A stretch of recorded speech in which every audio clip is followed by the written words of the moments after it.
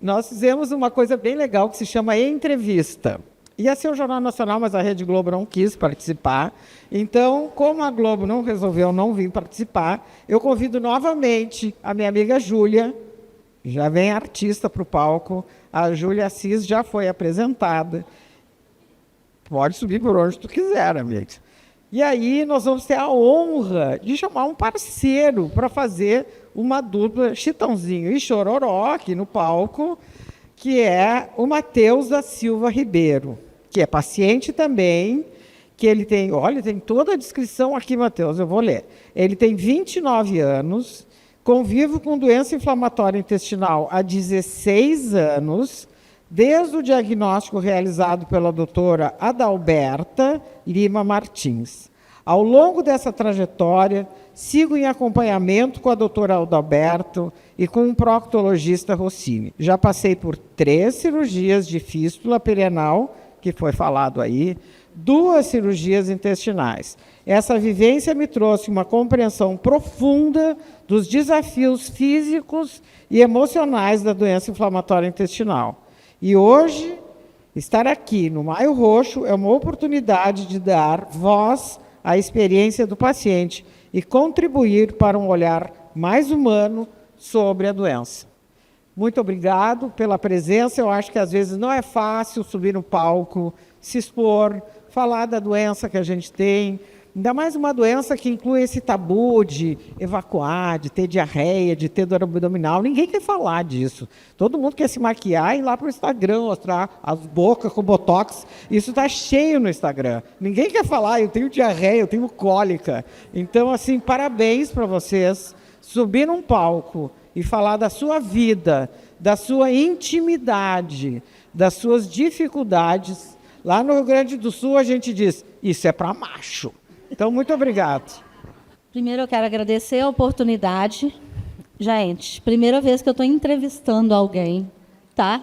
Então, eu estou até um pouco ansiosa. Obrigada pelo convite, pela confiança, doutora. E estar aqui hoje, Matheus, a gente hoje, nós não nos conhecíamos, eu queria situar todo mundo. Nós dois temos doença de Crohn, né? E a gente conversou muito ali fora. E a gente viu muita coisa em comum, né? Mas hoje a gente veio aqui conversar um pouquinho. E seja muito bem-vindo. É uma honra ter você aqui conosco. E eu queria que, para a gente começar, que você falasse um pouquinho da sua vivência, do seu diagnóstico, de como é que tudo começou para a gente chegar nesse assunto de hoje. Perfeito. É uma honra para mim poder estar aqui hoje e poder colaborar de alguma forma com a 10ª edição do FOPAD. Eu acho a causa brilhante, muito lindo. E vamos transformar esse Maio Roxo cada vez melhor ao longo dos anos. Bem, vamos lá. Eu tenho 18 anos de manifestação da doença. Comecei a apresentar sintomas quando eu tinha 11 anos. Eu lembro até hoje da primeira distensão abdominal que eu tive. Eu estava dormindo à tarde e começou aquele incômodo. E foi aí que começou a busca incessante por um diagnóstico. A minha família, a minha mãe, a gente viajou o Sudeste, passamos por inúmeros pediatras, tive diagnóstico de giardia, H. pylori, enfim, várias coisas, e nunca a doença de Crohn. E até que, depois de 2 anos de muito sofrimento, a essa altura eu já tinha perdido 20 quilos. Apareceu um anjo na nossa vida, a doutora Adalberta, e ela finalmente me diagnosticou. O quadro já era muito grave, né? E na semana em que eu tive o diagnóstico, comecei o tratamento. 2 semanas depois, eu dei entrada no hospital com o intestino já perfurado. Como já era muito comum a dor no meu dia a dia, a gente acredita que meu intestino já estava perfurado há mais de um dia, talvez. Então, eu já dei entrada, na época, numa parte hospital. A minha pressão estava 7 por 2,5. Já fui levado para a sala de emergência quando a enfermeira começou a cortar minha camisa e falou que eu tinha que ir para o centro cirúrgico. Daí, foi a última memória que eu tenho, foi de olhar para minha mãe e dizer para ela, eu vou voltar. E daí, então, depois de 2 semanas, eu acordei de um coma, tinha acabado de fazer cirurgia. A cirurgia foi feita pelo cirurgião geral, foi o Dênio, que ele abriu e, naquele momento, ele ligou para o Rossini, o proctologista, e eles decidiram isolar o meu intestino e eu fiz a ileostomia. Foi um período de internação longo, em que eu fiquei ostomizado. Foram quase 3 meses até que eu conseguisse recuperar um pouco do intestino. É uma luta muito grande, porque como foi ali em cima, teve a jejunostomia, né? Tiraram 1 centímetros ali do meu jejum. Foi uma tortura muito grande a internação, porque eram 12 litros de soro que eu tinha que beber por dia, fora as reposições, porque eu desidratava muito, até que o Rossini ele decidiu adiantar essa cirurgia para acabar com esse sofrimento, já que ele não conseguia me dar alta para poder tentar recuperar um pouco em casa. Então ele religou o intestino. Na madrugada da cirurgia, meu intestino já retomou trânsito, eu já fui ao banheiro, isso ali. E então eu fiquei mais 1 semana, já isso fora da UTI, e tive alta para voltar para casa.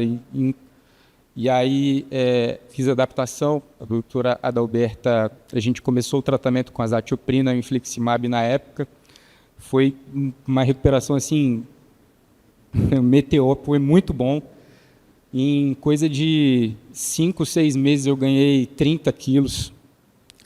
E desde então aderi muito bem ao tratamento, até que eu atingi a fase adulta. Na fase adulta, os acontecimentos normais da vida, acaba que eu, por mim, parei de ter o acompanhamento familiar, a gente deixa de ser criança, enfim, e negligenciei o tratamento. Isso é um ponto que a gente precisa bater bem forte. A gente continua com a doença, o tratamento é uma coisa que a gente não pode abandonar sob nenhuma hipótese. E, de novo, tive uma fase muito aguda agora, em 2021 até 24, mais ou menos, que eu fiquei afastado do tratamento. Foi quando eu entendi e tive essa ressignificação, decidi estudar nutrição para poder ajudar de alguma forma na questão das doenças inflamatórias intestinais. E desde então estou bem estável de novo com a Adalberta. Então são 16 anos de história juntos aí já, né, doutora? Nossa. Ouvir uma trajetória dessa, né, deixa a gente bastante impactado, principalmente porque você era uma criança, né? Então, eu acho que como criança é muito difícil, não só para você, como para os seus familiares, porque eu também passei por muita coisa, e eu sempre falo que a dor dos pais da gente ela é muito difícil, né? Porque a gente vê que os pais, a mãe e o pai, eles estão sempre ali sofrendo pelo filho, né? Mas a gente já tem muito tempo. Mas, assim, no início desse diagnóstico, o que foi a maior dificuldade que você acha? Por que demorou tanto? O que você acha, que você enxerga como sendo a maior dificuldade que você teve? E, unindo a isso, eu também queria te perguntar, assim, se vocês, durante esse processo, onde vocês conseguiram informação, direcionamento para lidar com isso? Então, hoje eu já consigo entender melhor, né? Consigo ter outra ótica, mas naquela época, enquanto criança, a dificuldade mesmo de expressar e dizer onde tudo acontecia. Então, a maior dificuldade que a gente enfrentou naquela época talvez fosse a sensibilidade de um médico que compreendesse aqueles sintomas. É muito difícil. Então, a falta de capacitação mesmo do profissional da saúde naquela época Você viu que foram 2 anos até conseguir achar a Adalberto. Eu tive vários diagnósticos que, no fundo, não era o que eu tinha.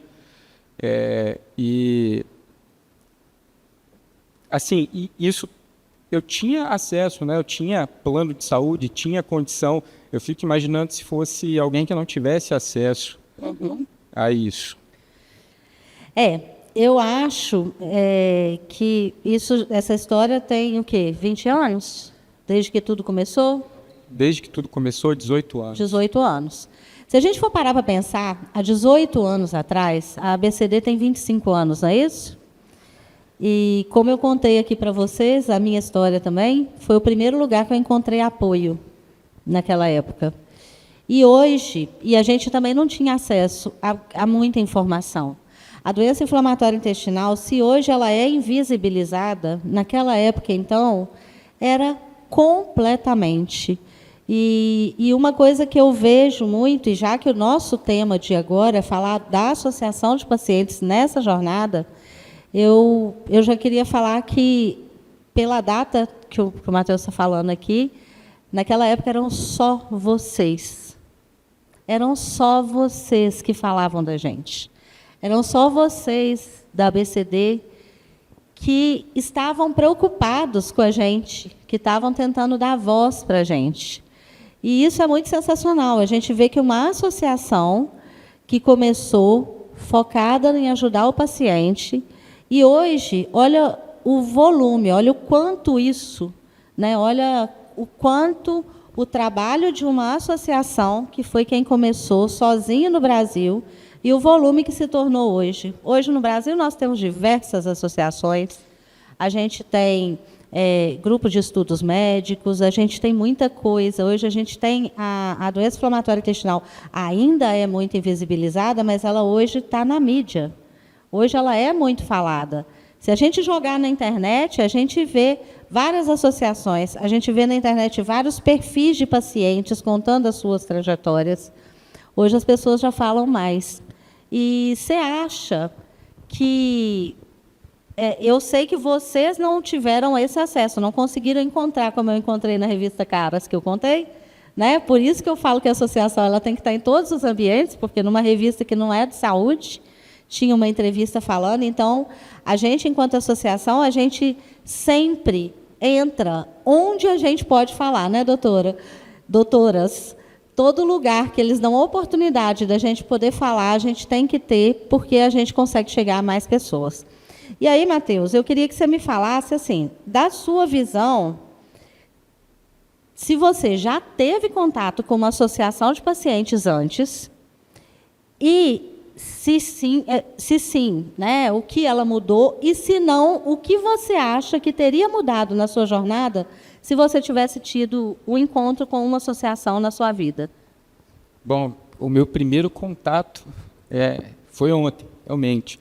E engraçado que de ontem para hoje eu já sinto como se tivesse sido um divisor de água, assim, para a minha vida, para a maneira como eu já enxergo o tratamento das doenças inflamatórias intestinais. Eu acredito que se eu tivesse tido contato com alguma associação antes, eu teria sofrido, conseguido externalizar mais e teria sofrido muito menos, né, da questão psicológica, sabe? De entender que existem outras pessoas que passam a mesma coisa que a gente passa, né? E, às vezes a gente acaba se culpando demais por não conseguir produzir, o excesso de fadiga, e entender que tem gente que olha de um jeito diferente para a gente é muito importante. Eu acredito que isso ajuda, sim, muito, e tem que ser difundido cada vez mais. Bom, quando a gente estava conversando ali fora, o Matheus contou que foi a primeira, que isso foi esse divisor de águas mesmo. E eu também queria compartilhar da minha experiência. Quando eu encontrei um grupo de pessoas com a mesma doença, a gente se sente incluído, a gente vê que a gente não está sozinho, né? Exatamente. E eu acho que esse é o poder que uma associação de pacientes ela tem. Uma associação tem, além do que a gente falou de política pública, que a gente conversou, de levar informação para o paciente, de tirar essa doença da invisibilidade, de tentar mostrar para a sociedade. E aí, quando você falou, por exemplo, da fadiga agora, na ABCD, na jornada da ABCD, foi feito desde aquela primeira que eu mostrei aqui para vocês. Tem um dado lá que eu achei sensacional. Se eu não vou errar o número, se eu errar, me perdoem, porque é de cabeça, mas 70%, eu acho, dos pacientes, eles falam que continuavam tendo fadiga mesmo com a doença em remissão. 80%? Então, 80%. Então, vocês veem que a grande maioria de nós, porque às vezes a gente fica, meu Deus, eu não quero sair da cama hoje, a gente cansa, a gente está exausto e muita gente julga. A gente acha que nós estamos fazendo corpo mole, que a gente está com preguiça, que deixa de ser preguiçoso, levanta essa cama, pelo amor de Deus. E, cara, desculpa o termo, falei sem querer, mas, gente, é porque eu fico indignada e aí vem. Quando a gente tem uma associação com médicas com tanta referência, com dados, e só tem dado porque o pessoal respondeu a jornada, comprovando que isso não é da nossa cabeça, nós não estamos com preguiça. Isso é fadiga, e a fadiga, ela acompanha o paciente, e que a gente não está sozinho. E que eu tenho fadiga, e todo mundo aqui tem, eu aposto. Eu tenho certeza que todo mundo tem um momento que a gente tem. E aí, quando a gente consegue, eu falo disso, dessa força da associação, que eu costumo dizer o seguinte, quando você vê um post, uma informação, lá na ABCD, na Alend, ou onde quer que seja, e que te represente, compartilha. Publica na sua linha do tempo, porque seu vizinho vai ver, seu amigo vai ver, seu professor, seu patrão. Porque quando a gente leva essa informação, a gente está dizendo, com um respaldo de uma organização, que aquilo é verdadeiro. Sabe? A gente precisa da associação para ser validado, se sentir validado. Exatamente. É exatamente sobre isso.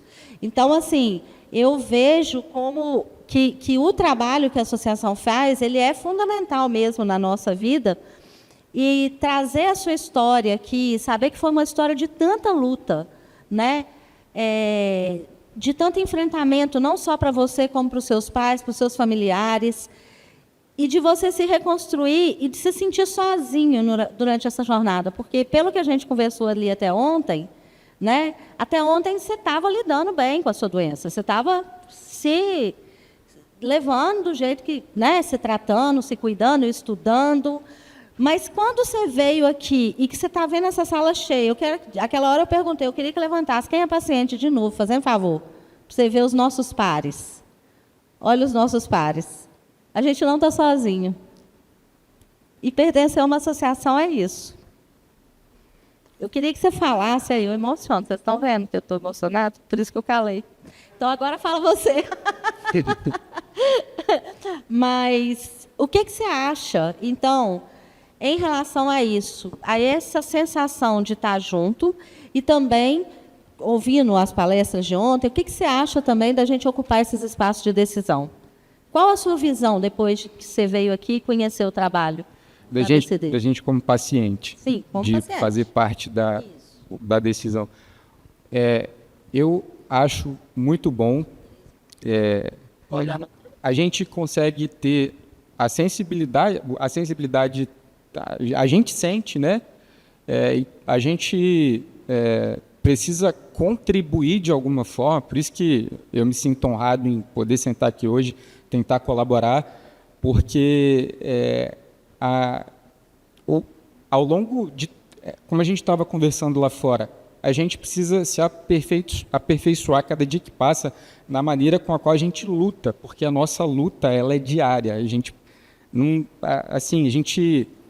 precisa entender como se manejar e compartilhar com as pessoas. A gente pode aprender com os outros pacientes, a gente pode ensinar, e essa colheita de informações vai fazer uma diferença muito grande para a gente chegar cada vez mais longe. Bom, e o que você acha? O que você acha, não? Acho que a gente discutiu bastante sobre a questão da voz do paciente poder chegar lá no espaço de decisão. Né? O nada de nós sem nós, para mim, ele é fundamental. Né? Ninguém pode decidir nossa vida sem ter alguém que, de fato, nos represente e que leve nossa vivência, nosso olhar, nossas dificuldades e nossas lutas, nossas vitórias, né? Porque não só de coisas difíceis a doença é feita. Eu costumo dizer, a gente conversando ali fora, a gente falou sobre isso, que muita gente, a gente ouve muito falar que quem tem a doença inflamatória intestinal, óbvio que tem doença leve, que a gente viu isso, tem moderada, grave, enfim, mas que você vai tratar e que você volta a ter uma vida normal. Normal até a página 2, que eu costumo dizer. Né? Porque normal, é claro, é a nossa vida. Né? Mas isso eu estou falando agora como paciente também. Eu também quero ter o meu lugar de fala. Né? Mas muita gente, a gente ouve falar, não, vida normal depois. Mas vida normal, para mim, é a minha vida, é a vida de cada um de nós. Agora, todo brasileiro, ele tem que se cuidar, ele tem que prestar atenção na alimentação, ele tem que o tempo todo preocupar em tomar remédio, ele tem que lutar, aprender onde é que ele reclama, ir atrás, saber montar um processo para conseguir um medicamento no SUS, ter que ir mensalmente buscar, ou se for no plano de saúde, brigar com o plano, para o plano liberar na data certa, ter que voltar, cuidar da sua saúde mental, da sua saúde física, da sua saúde emocional, da saúde com o médico, com a equipe multidisciplinar, gente, é muita coisa que a gente tem que gerenciar. Então, a nossa vida é normal, mas é normal porque é a vida que nós temos, e sim, em algum momento tudo vai ficar mais tranquilo, a gente vai conseguir viver bem, eu acho que precisa de ter alguém que mostre para o mundo que a gente luta muito, sabe? E que não é só considerar qualquer um de nós como pessoas... Eu quero achar um termo que seja... Mas aquilo que você falou, a nossa luta, todo dia a gente tem que saber gerenciar essa luta, que seja grande, algumas maiores, outras menores, mas a gente sempre está. E quando a gente consegue compartilhar isso, né, dentro de uma associação, a gente consegue mostrar a nossa cara e ocupar os nossos espaços e fazer com que essa associação consiga lutar pelo nosso direito, para que todo mundo enxergue a gente como paciente do jeito que a gente precisa, né? O que você ia falar? A gente já está com o nosso tempo estourado, tá? Só para avisar. Não, eu só ia... Até, não, enfim... Mas pode falar, um pouquinho, rapidinho, para a gente fechar. Não, eu só ia falar que, às vezes, o normal para a gente é um normal com limitações, né? Sim. Então, não é um normal para todo mundo. Então, a gente precisa chegar naquilo que você estava mostrando na sua apresentação anterior da equidade, da equidade. Sim. Que fazer o justo, a gente precisa manejar para que fique justo. Era só isso. Eu queria aproveitar que a gente falou de política aqui, eu vou só para finalizar, eu quero contar uma notícia, a Alessandra me enviou, porque a Alessandra Farmale achou, Farmale de farmacêutica, Ale de Alessandra achou. Essa pessoa acha tudo na internet. Ela é a mulher mais atualizada que tem, e eu tenho a honra de tê-la comigo na Alend. E ela acabou de me encaminhar uma notícia que eu achei muito legal. E eu queria só trazer essa reflexão para a gente terminar. Eu aqui estava falando sobre política pública, e eu ainda falei que nós somos tratados como qualquer cidadão normal. Gente, por favor, nós não somos anormais, eu só quero falar como uma pessoa que não tem absolutamente nada, e a gente aqui acabou de discutir a dificuldade que a gente tem que enfrentar todos os dias, e está tudo bem, é essa a nossa realidade. Eu vejo muita gente brigando no Brasil. Por exemplo, hoje em dia aumentou muito o número de pessoas com doença inflamatória intestinal. A gente sabe que é um número muito grande, porém, para o Ministério da Saúde, que nós não temos dados oficiais, e para o Ministério da Saúde, nós somos considerados pessoas com doenças raras. Certo? Isso é lá do Ministério. Se pegar lá a lista de doenças raras, nós estamos lá. E um monte de gente fica brigando na internet. Nós não somos raros, não, nós somos muitos. Gente, nós não temos política nenhuma que olha para a gente. Nós não estamos dentro das doenças crônicas, nós não estamos dentro das doenças graves, e agora o povo quer tirar a gente das doenças raras também, entendeu? O único lugar que eles lembraram de botar a gente, o povo está brigando para sair. sabe? Eu não aguento isso. Mas a notícia que a Alessandra me passou é que passou agora na CCJ, que é a Comissão de Constituição e Justiça da Câmara dos Deputados, a inclusão das pessoas com doenças raras na lei de pessoas com deficiência. Isso é muito legal. Isso é muito legal para a gente. Por que eu estou dizendo isso? Porque a gente tem uma lei da pessoa com deficiência que ela tem acesso a alguns direitos, né? Questão de aposentadoria, questão de imposto, às vezes de compra de carro, enfim, tem algumas, fila preferencial. Então, tem algumas questões. E passou pela Comissão de Constituição e Justiça, agora vai para o Senado e tem que ir para a sanção presidencial. Então, ainda tem coisa para acontecer. Mas, se isso acontecer, vai ser muito bom, porque, pela primeira vez, a gente vai poder ter acesso a alguns benefícios. E é isso que eu falo da força da associação também, dessa questão de política pública, da gente ter esse olhar estratégico. Lembra que eu falei que o advocacy tem que ser estratégico? E a gente poder pensar, nós somos muitos mesmo, mas se alguém classificar a gente, colocar a gente dentro de algum lugar que tenha acesso, um pouco mais de acesso, vamos aceitar? Porque a gente precisa de ter esse lugar, né? Então, Matheus, obrigada, muito obrigada pela sua participação, pela sua entrega, né? E, para a gente terminar, eu queria que você deixasse uma mensagem para um paciente que ainda não encontrou uma associação e para quem ainda está se sentindo sozinho. Eu que agradeço. Ao longo de muito tempo, eu entendia meu intestino como meu inimigo.